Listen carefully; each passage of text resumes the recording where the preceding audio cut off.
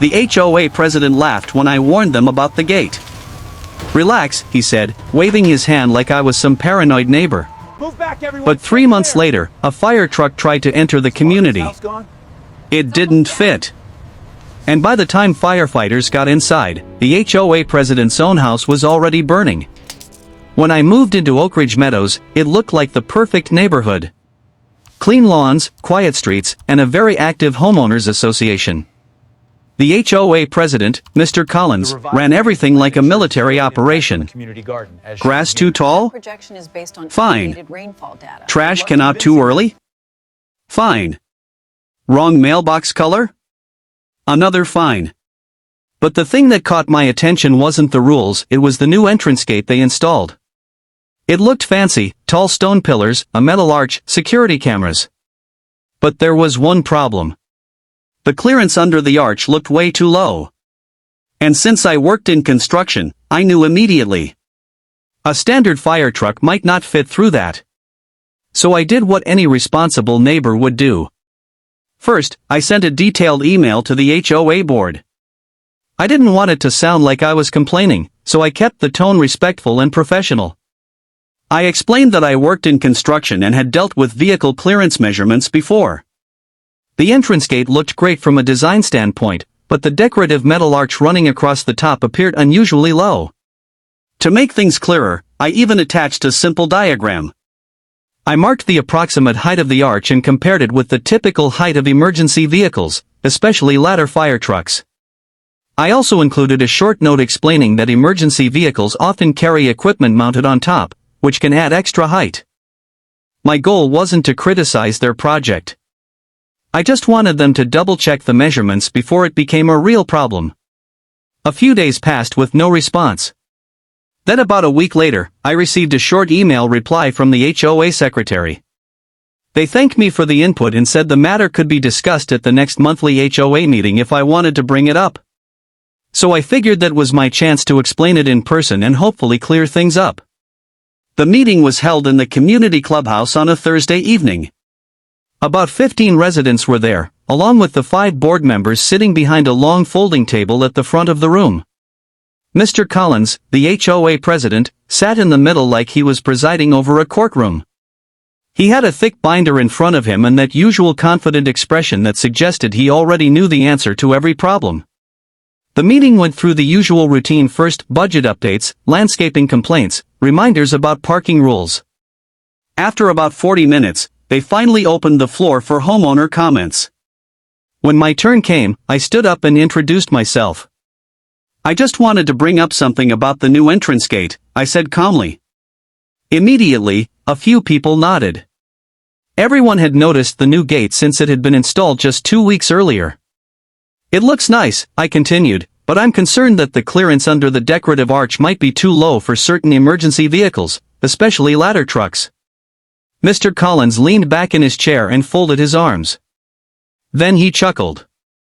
Not a friendly chuckle either, the kind that tells you he already thinks your point is ridiculous. "So let me get this straight," he said with a grin. "Are you suggesting the gate we spent $40,000 installing is somehow unsafe?" "I'm not saying it's unsafe for normal cars," I replied. "I'm just saying a fire truck might not be able to pass under it." A couple of people in the room laughed quietly. One of the board members leaned toward his microphone and said, "Fire trucks aren't that big." I tried to explain again. "Some of them are taller than you'd expect, especially with ladder equipment mounted on top." But Mr. Collins raised his hand like he'd heard enough. "Well," he said with a smirk, "we hired professional contractors for the project. I'm sure they know more about gates than we do." A few board members nodded in agreement. "Thanks for bringing it up," he added, already moving on to the next topic, "but I think we're fine." Just like that, the conversation ended. Case closed. Or so they thought. 3 months later, it was around 2:30 in the morning when I woke up to the distant sound of sirens. At first, I thought I was dreaming. The noise was faint, echoing somewhere beyond the neighborhood. But then it got louder and louder, until the sharp wail of emergency sirens cut straight through the quiet night. Red lights began flashing across my bedroom wall, bouncing through the blinds like silent lightning. That's when I realized something serious was happening.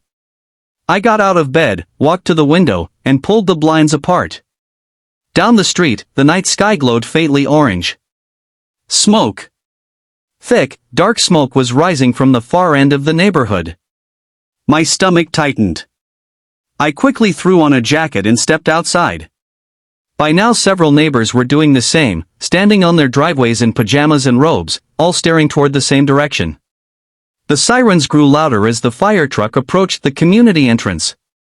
Then suddenly, scray at ape. The sound was loud, metallic, and painfully obvious.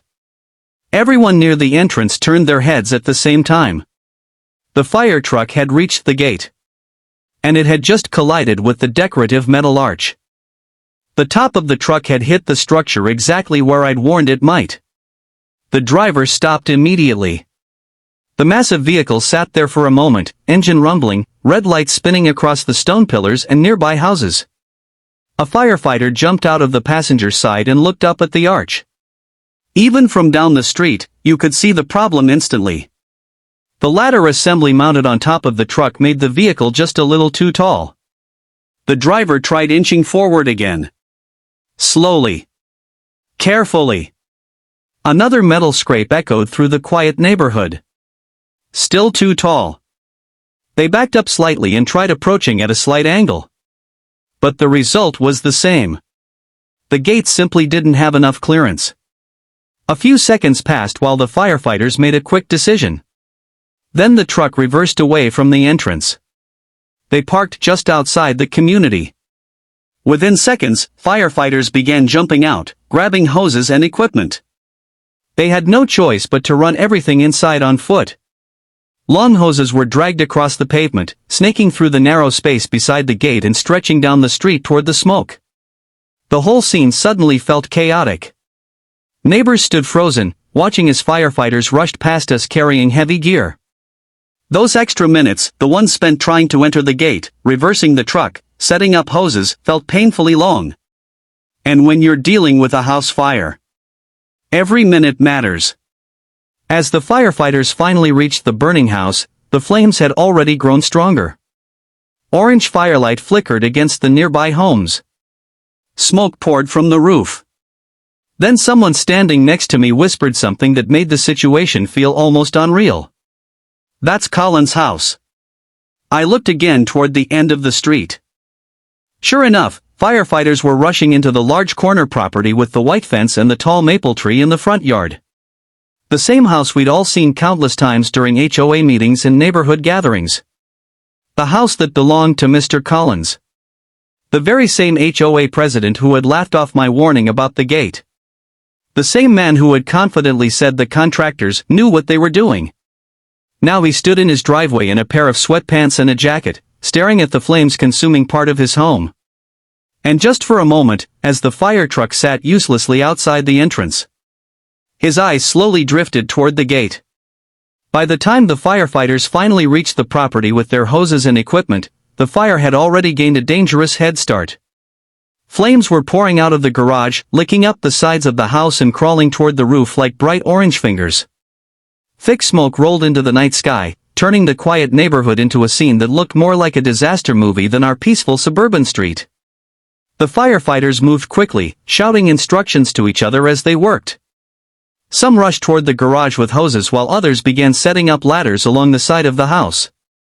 Water blasted through the air in powerful streams, hitting the flames with loud hissing sounds as clouds of steam burst upward. But the fire had already spread. The roof near the front of the house had caught, and pieces of burning debris occasionally fell into the driveway below. All around the street, neighbors stood outside in silence. Some were wrapped in blankets, others held their phones, recording the chaos from a distance. Nobody was talking much. Everyone just watched, hoping the firefighters could get the situation under control. I slowly walked closer with a few other residents until we reached the edge of the crowd gathered near the sidewalk. That's when I saw Mr. Collins. He was standing in his driveway, a few feet away from the fire trucks and emergency crew. His usual confident posture was completely gone. His shoulders were slumped, and his arms hung loosely at his sides. The flashing red lights reflected across his face as he stared at the flames consuming part of his home. For once, the man who always had something to say during HOA meetings was completely silent.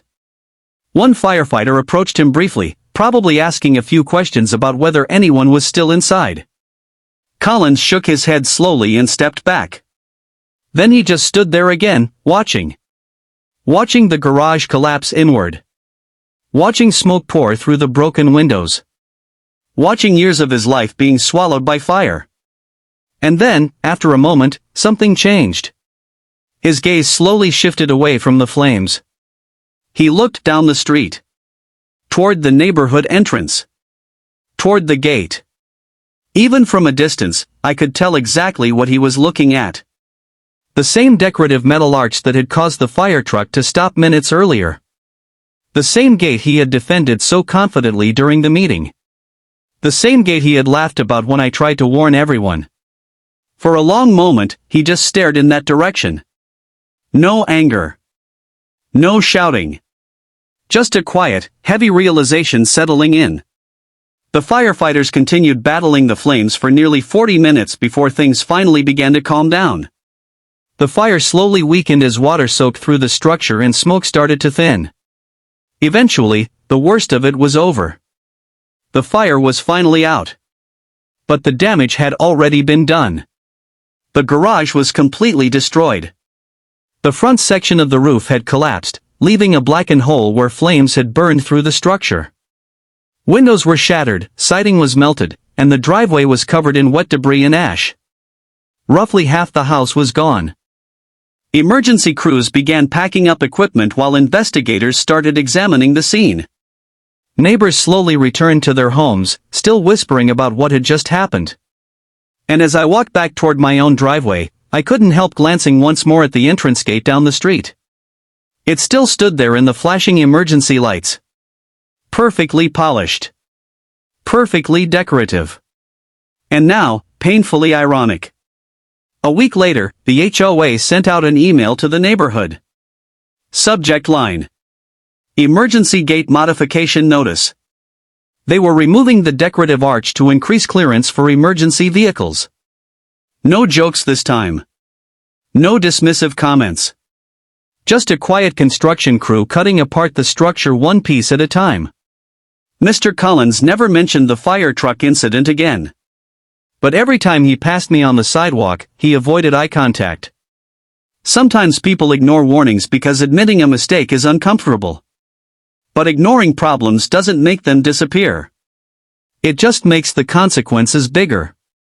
And sometimes, those consequences arrive with sirens. If you enjoyed this story, make sure to like the video, thumbs up. Subscribe to the channel for more unbelievable neighborhood and HOA stories. And I want to know your thoughts. Backhand index pointing right. Have you ever dealt with an HOA that ignored an obvious problem? Drop your story in the comments below. Trust me, some of the best stories come from you. And I might feature your comment in the next video.